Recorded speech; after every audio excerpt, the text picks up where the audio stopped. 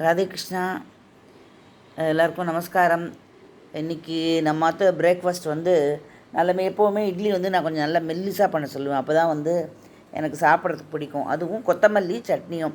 கொத்தமல்லி சட்னி என்னென்னா வெறும் கொத்தமல்லி தான். கொத்தமல்லி, புளி, கொஞ்சோண்டு புளி, பச்சை மிளகா, இதெல்லாம் உப்பு எல்லாத்தையும் போட்டு நல்லா மிக்சியில் அரைச்சிட்டு அதுக்கப்புறம் திருமப்பாரி, கடுகு, உளுத்தம்பருப்பு, பெருங்காயம் இதெல்லாத்தையும் அதில் போட்டுடணும்.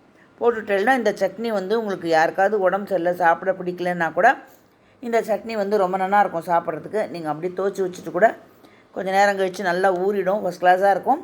இதே மாதிரி புதினா சட்னியும் பண்ணலாம்.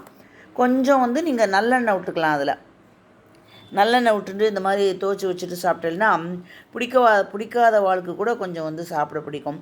இதே மாதிரி இது பண்ணலாம். பச்சை மிளகா தொக்கு அதெல்லாம் நான் பண்ணுற அன்றைக்கி காமிக்கிறேன். தேங்க்ஸ் ஃபார் வாட்சிங்.